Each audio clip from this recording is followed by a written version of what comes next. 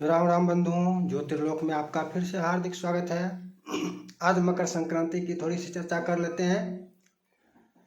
कल 14 जनवरी है और कल ही मकर संक्रांति है। अब वीडियो यदि आप कल देखें तो कल की बात अलग है। आज यदि वीडियो देखते हैं तो आज के हिसाब से आज 13 जनवरी है। कब पुण्यकाल, हम ये समझने का प्रयास करेंगे। यदि पहली बार हमारे चैनल पर आए तो चैनल को सब्सक्राइब कर लीजिए, वीडियो को लाइक कर लीजिए तथा संबंध मित्रों के साथ साझा कीजिए। और आइए मकर संक्रांति को समझते हैं कि इसका पुण्यकाल कब होता है। सबसे पहले दो चर्चा है, दृश्य और अदृश्य पंचांग की विशेष चर्चा हम आगे करेंगे, अभी नहीं की गई है। वैसे वेबसाइट पर की हुई है दृश्य पंचांग और अदृश्य पंचांग के संबंध में। लिंक आपको डिस्क्रिप्शन बॉक्स में मिल जाएगा, वहाँ से जाके दृश्य पंचांग और अदृश्य पंचांग को समझ सकते हैं। और अगली चर्चा हम प्रयास करेंगे यही हो कि दोनों में से किसको ग्रहण करना चाहिए, कौन ग्राही होता है। वैसे अदृश्य पंचांगकार ऐसा प्रयास करते हैं, ऐसा कहते हैं कि ग्राह्य अदृश्य ही होता है, लेकिन ये वास्तविकता नहीं है। ग्राह्य दृश्य होता है, अदृश्य ग्राह्य नहीं होता है।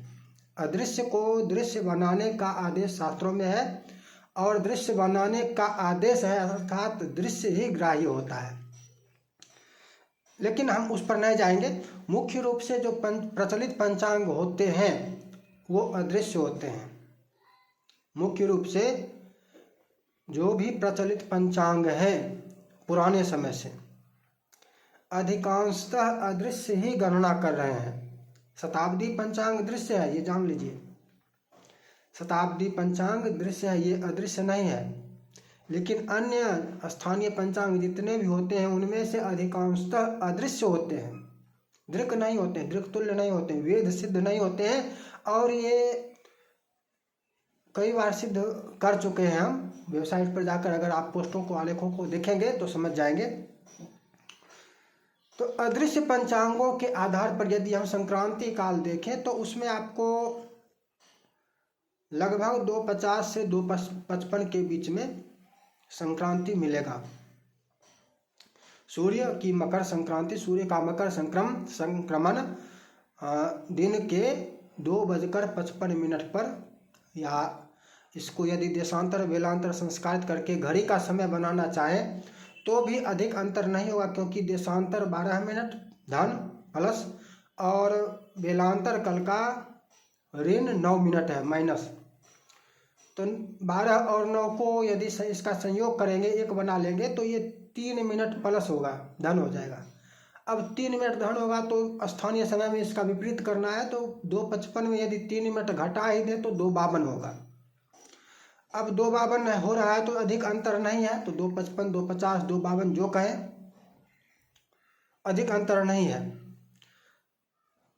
यहाँ पर यह है कि ये अदृश्य पंचांग का है। चर्चा का विषय ये है कि ये अदृश्य पंचांग का है। लेकिन चर्चा में ये प्रश्न आ रहा है कि पुण्यकाल कब से मकर संक्रांति, कब से मकर संक्रांति, कितने बजे से।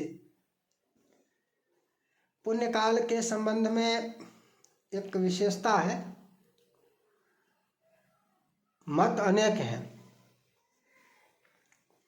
और सर्वस्वीकृत मत या बहुस्वीकृत मत जो कहा जाए वो यह है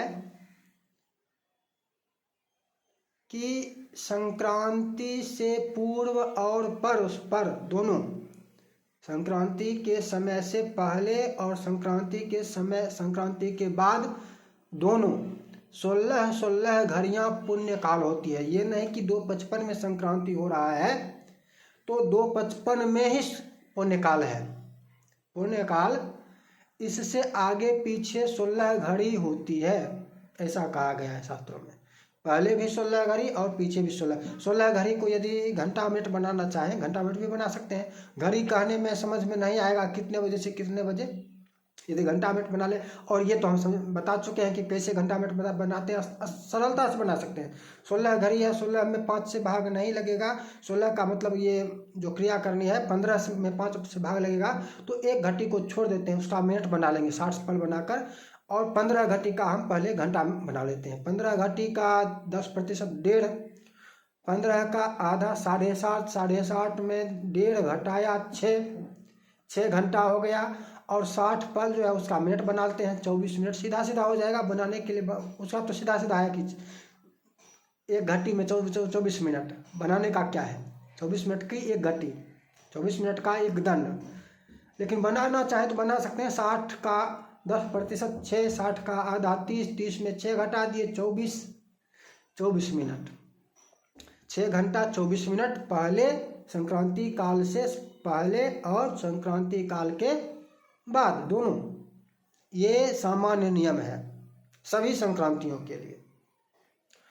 मकर और कर्क के लिए थोड़ी विशेषता है, और ये विशेषता अलग अलग जगह पर अलग अलग प्रकार से बताई गई है। किसी ने कहा 20 घड़ी मकर की पहली, कर्क की पहली 20 घड़ी और मकर की पिछली 30 घड़ी। किसी ने कहा कर्क की पहली 30 घड़ी, मकर की पिछली 40 घड़ी। तो इस प्रकार से अनेकों कहे गए हैं। अब 40 घड़ी कहने का तात्पर्य भी कुछ और है। ये सभी संक्रांतियों में जो 16 घटी कही गई है, इसका भी कारण है। 16 की ही क्यों, 15 क्यों नहीं, 15 ही क्यों नहीं, 16 घटी ही क्यों पुण्य काल होती है पहले और पीछे, इसका भी कारण है। संक्रांति दिन का सबसे पहले 2 भाग कीजिए। दिनार्ध होता है मध्याह्न से पहले का पूर्व भाग, और मध्याह्न के बाद का पश्चात का भाग परार्ध, पिछला भाग। दिन का 2 भाग हो गया। यदि दिन में संक्रांति हो तो जिस भाग में हो वो संपूर्ण भाग पुण्यकाल होता है। संक्रांति जिस भाग में पड़े दिन के, वो दोनों भाग पुण्यकाल होता है। अब यदि दिन में ना हो तो रात में हो तो रात में भी 2 भाग रात का कर लीजिए। रात्रि अर्ध प्रथम और द्वितीय, पूर्व रात्रि पररात्रि, पूर्वार्ध परार्ध। यदि मध्य रात्रि से पहले संक्रांति हो तो पहले दिन के उत्तरार्ध में, परार्ध में, मतलब दिन के मध्याह्न के बाद सायं तक संपूर्ण होगा। ये परार्ध आधा भाग, दिन का आधा भाग होगा। ये नहीं, ऐसा नहीं कि दिन थोड़ा सा कोई काल। और यदि पश्चात हो, आधी रात के बाद हो तो अगले दिन का पूर्व भाग, पूर्वार्ध, आधा भाग मध्याह्न तक, ये पुण्य काल होगा। दिन के आधा भाग तक रहेगा, ये जान लीजिए। अब 16 घटी ही क्यों, इसका उत्तर इसी में मिलेगा। मान लीजिए यदि 15 घटी कहा जाता, 15 घटी ही बताया जाता, तो मध्य रात्रि में यदि संक्रांति होती तो किस भाग में जाता? न तो पूर्वार्ध में आता, न परार्ध में आता। 15 घटी रात्रि पहले भी समाप्त, 15 घटी रात्रि आगे भी शेष, किसी भाग को का स्पर्श नहीं करता। 16 घटी है तो मध्य रात्रि में भी होने पर किसी न किसी भाग का स्पर्श होगा। मध्य रात्रि में भी थोड़ा सा भी इधर उधर हो जाए, बिल्कुल मध्य रात्रि हो तो दोनों, तब दोनों भाग हो जाएगा। तब पूर्व भाग और पर भाग, पूर्व दिन का परार्ध और अगले दिन का पूर्वार्ध, तब दोनों दिन पुण्यकाल होगा। यदि निश्चित रूप से मध्य रात्रि में हो तो क्यों? क्योंकि वहां पर दोनों दिन 16वां घटी जो है एक भाग में प्रवेश करेगा, स्पर्श कर रहा है। मकर संक्रांति का जो 16वीं घटी होगी वो 15 घटी के बाद, अर्थात दिन रात्रि समाप्त होने के बाद होगी, या दिन समाप्त होने से पहले 16वीं घटी रहेगी।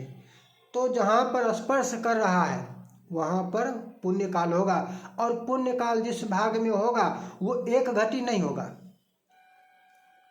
यदि मध्यरात्रि के पश्चात कुछ देर बाद हुआ तो अगले दिन पूरे मध्याह्न तक दिन का पूर्वार्ध में पुण्य काल रहेगा। यदि मध्यरात्रि से पहले हो गई तो पिछले दिन पहले ही दिन, और दिन के मध्याह्न के बाद सायंकाल तक परार्ध पूरे भाग में रहेगा पुण्यकाल। तो पुण्यकाल इस प्रकार से दिन के 2 भाग में से किसी न किसी एक भाग में रहेगा, भले ही संक्रांति दिन में हो अथवा ना हो, रात में ही क्यों ना हो, किसी न किसी एक भाग में रहेगा ही रहेगा। अब इसका मकर और कर्क का 30-40 करने का क्या तात्पर्य था? तो इसका तात्पर्य यह है कि मकर के लिए कहा गया है कि अगला भाग ही होगा, मकर में अगला भाग ही होगा। यदि रात के प्रथम पहर प्रदोष काल में भी मकर संक्रमण हो तो भी संक्रांति का पुण्यकाल अगले दिन ही होगा, और 40 घटी का यही प्रयोजन है। 40 घटी पुण्यकाल क्या करेगा? अगले दिन का स्पर्श करेगा, पूर्व में नहीं है। इसलिए क्या होगा? पूर्व प्रदोष काल में भी हुआ, फिर भी पिछले सूर्य का स्पर्श वहां पर नहीं हो रहा है संक्रमण काल में, इसलिए पिछले दिन नहीं होगा। इसी प्रकार से कर्क में पहला ही 30 घटी, कर्क की संक्रांति की पहली ही 30 घटी, चाहे वो रात में कभी भी हो। तो मकर का परभाग विशेष रूप से कहा गया, मकर के इस प्रकार में हो। लेकिन दिन में हो तो जिस भाग में हो वो दिन आधा भाग पूर्ण पुण्यकाल होगा, जिस भाग में भी हो। इसके अनुसार, जिस अदृश्य पंचांग के अनुसार अभी चर्चा कर रहे हैं, उसके अनुसार पर भाग में संक्रमण हो रहा है। मध्याह्न के बाद 2:52 दिन में संक्रांति हो रही है, तो पर भाग में है, अर्थात मध्याह्न के बाद पुण्यकाल है, मध्याह्न के बाद सायंकाल तक पुण्यकाल है। लेकिन यदि हम दृश्य पंचांग पर आ जाए, ये अदृश्य पंचांग की चर्चा थी, दृश्य पंचांग की चर्चा यदि हम करें कि वास्तविकता क्या है, वेद सिद्ध क्या है, शुद्ध क्या है, तो पूर्वाह्न 8:54 में ही मकर संक्रमण हो रहा है, दिन के 2:52 में नहीं। पूर्वाह्न प्रातः 8:54 पर ही मकर संक्रांति हो रही है। 54 मिनट कहें, 55 मिनट कहें, अलग अलग पंचांगों में थोड़ा ये 1 मिनट का अंतर हर जगह रहेगा। तो दिन के प्रातः काल ही, पूर्वाह्न में ही 8:54 पर यदि संक्रमण हो रहा है तो पुण्यकाल कहाँ होगा? पूर्वार्ध होगा या परार्ध होगा? पूर्वार्ध होगा, क्योंकि संक्रांति पूर्व भाग में है, संक्रांति पूर्व भाग में है, इसलिए पूर्व यहाँ पर अब पर और पश्चिम पूर्व नहीं होगा कि यहाँ से 40 घटी, यहाँ से 40 घटी नहीं होगा कि सायं तक, यहाँ पर पूर्वार्ध पूरा आधा भाग हो जाएगा। वो रात्रि के समय विशेष विचार के लिए है कि कैसे परार्ध होगा, कैसे पूर्वार्ध होगा, उसके लिए वो विचार है। जिस भाग में दिन में पड़ रहा हो उसी भाग में वही भाग, वो पूरा भाग पुण्यकाल होता है। ये सबसे पहला सिद्धांत है, मुख्य सिद्धांत है कि संक्रांति जिस भाग में हो, दिन के जिस भाग में हो, यदि मान लिया जाए यदि 2:55 में है तो वहाँ से यदि 40 घटी हम माने तो रात के 12-1 बजे तक पुण्यकाल होगा क्या? नहीं, सायंकाल तक ही, सूर्यास्त तक ही पुण्यकाल रहेगा। पुण्यकाल सूर्यास्त तक ही रहेगा, 2:55 में मानते हैं तो भी। तो 40 घटी का अर्थ ये नहीं है कि वहाँ से 40 घटी तक रहेगा ही रहेगा हर स्थिति।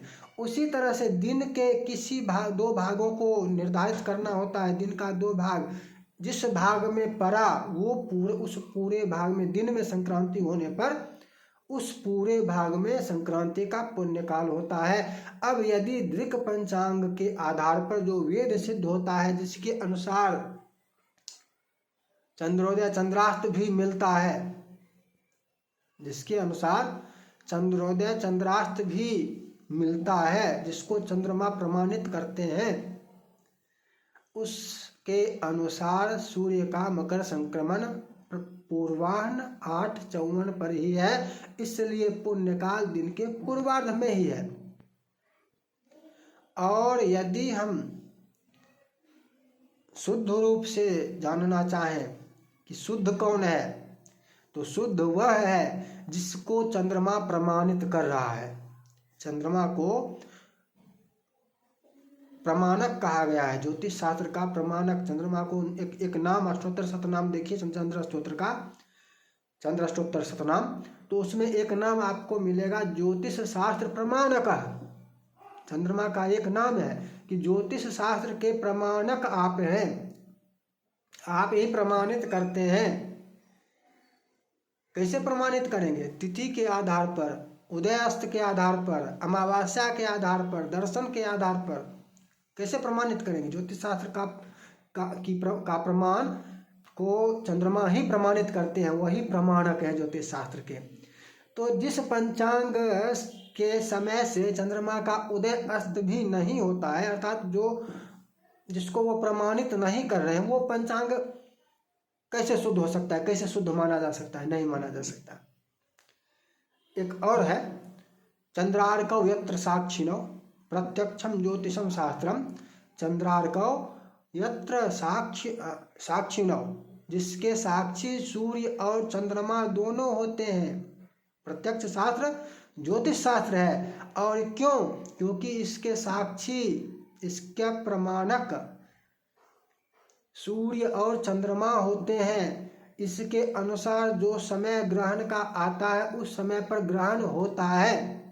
अब आपके मन में आएगा कि पंचांग में भी, हमारे पंचांग में भी जो लिखा रहता है ग्रहण, वो उसी समय पर होता है। वो उस पंचांग के गणित से नहीं होता है, वो उधार लिया हुआ है, पैंचा जिसको कहते हैं, वो दृश्य पंचांग से उधार ले लिया जाता है। क्योंकि यदि वहां पर उस गणित से दे तो पूर्ण रूप से अप्रमाणित सिद्ध हो जाएंगे, पूर्ण रूप से गलत सिद्ध हो जाएंगे, इसलिए वहां पर गणित से ग्रहण नहीं देंगे, नहीं देते हैं। इसके लिए वहां से मांग लेते हैं पैंचा, उधार। और इधर कहते हैं कि यही ग्राह्य है, ये अदृश्य ही ग्राह्य है। वो पंचांग जब सत्यापित ही नहीं हो रहा है, अदृश्य पंचांग, जब सूर्य चंद्रमा जिसका सत्यापन ही नहीं कर रहे हैं, जिसको प्रमाणित ही नहीं कर रहे हैं, जिसका साक्षी नहीं है, सूर्य चंद्रमा जिसके साक्षी नहीं है, वो कैसे ग्राह्य हो सकता है? वो ग्राह्य नहीं है। ग्राह्य कौन है? जिसके अनुसार ग्रहण होता है, जिस पंचांग के अनुसार ग्रहण, पंचांग की गणित से, ये नहीं कि वो पैंचा लिया हुआ, उधार लिया हुआ। पंचांग की गणित से जो ग्रहण काल आए, उसी समय पर ग्रहण हो, तो वह प्रमाणित है।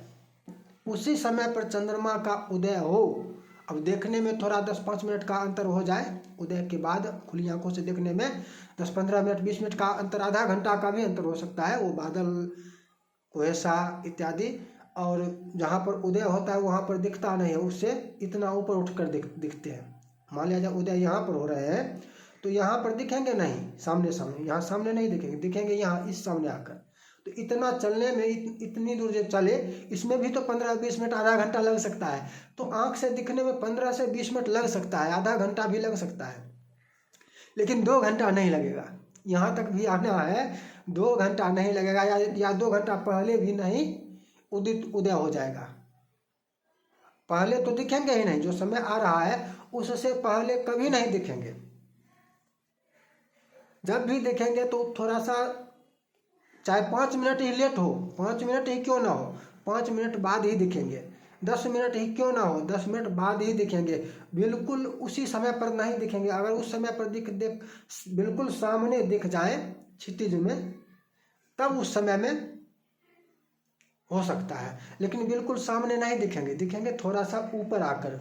उदय हो जाएगा, उदय यहाँ पर हो जाएगा, लेकिन दिखेंगे ऊपर आकर। तो इसलिए 15-20 मिनट बाद दिखते हैं। तो जिस पंचांग के अनुसार चंद्रमा दिखते हैं, वो पंचांग ग्राह्य है।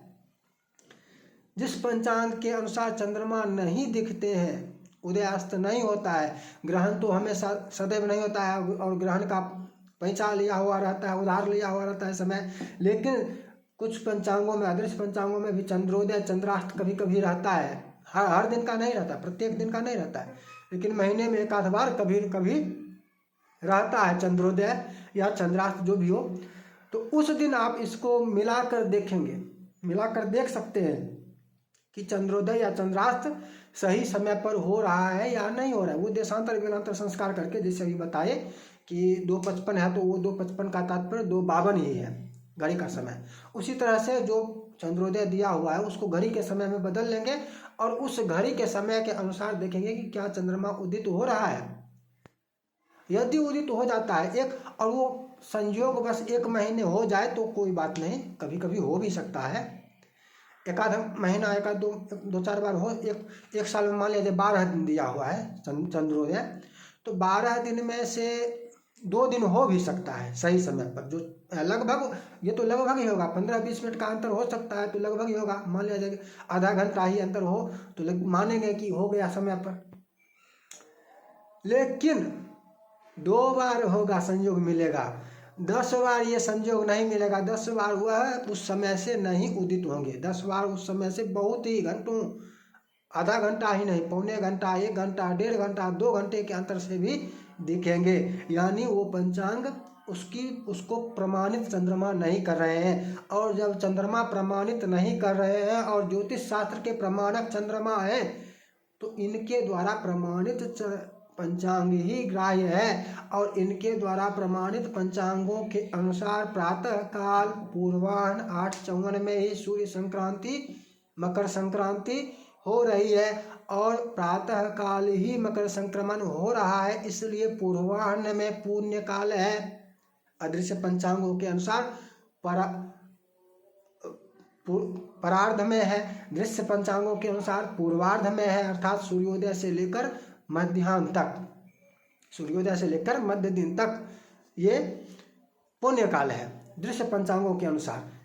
जिसके साक्षी सूर्य और चंद्रमा, जिसको प्रमाणित करते हैं, जिसके अनुसार ग्रहण होता है, जिसके अनुसार चंद्रमा का उदय अस्त होता है, वो उस पंचांग के अनुसार, इसी को हम इसलिए इसको कहते हैं कि ये ग्राह्य है। क्यों? क्योंकि इसका प्रमाण इसको चंद्रमा सूर्य प्रमाणित करते हैं, इसके साक्षी हैं। और उनको कहा गया है, ज्योतिष शास्त्र के लिए कहा गया है कि जिसके साक्षी सूर्य चंद्रमा हैं, जिसके साक्षी नहीं है वो अप्रमाणित है, प्रमाणित होना आवश्यक है। तो पूर्वार्ध में ही पुण्य काल है। यदि हम वास्तविक वेद सिद्ध पंचांगों के आधार पर विचार करें तो पूर्वार्ध में ही पुण्य काल है। और 8:54 पर हो रहा है संक्रमण, तो इसका तात्पर्य यह नहीं कि 8:54 के पश्चात, इसका तात्पर्य यह नहीं कि 8:54 के पश्चात दिन के जिस भाग में हो, दिन के जिस भाग में हो, 2 भाग कर लेंगे, पूर्व भाग और परभाग, पूर्वार्ध और परार्ध, वो पूरा भाग पुण्यकाल होता है। सूर्योदय से ही पुण्यकाल हो जाएगा, सूर्योदय से मध्याह्न तक ये पुण्यकाल हो जाएगा। मकर संक्रांति के संबंध में आपको और भी जानकारी यदि चाहिए होगी कि इसका महत्व क्या है, इसमें दान आदि की विधि क्या है, मंत्र क्या है, तो उसके आलेख पहले से प्रकाशित हैं वेबसाइट पर कर्मकांडविधि.in पर। और आलेख का लिंक भी आपको डिस्क्रिप्शन बॉक्स में मिल जाएगा। यहाँ पर मोर लिखा हुआ मिलेगा कहीं पर, नीचे में पढ़िए मोर, बहुत कुछ लिखा हुआ, तो उस पर क्लिक करेंगे तो डिस्क्रिप्शन बॉक्स खुल जाएगा। उसमें आपको मकर संक्रांति का महत्व, दान विधि इत्यादि आलेख भी मिल जाएंगे। फिर मिलेंगे नई चर्चा के साथ। जय जय श्री राधे।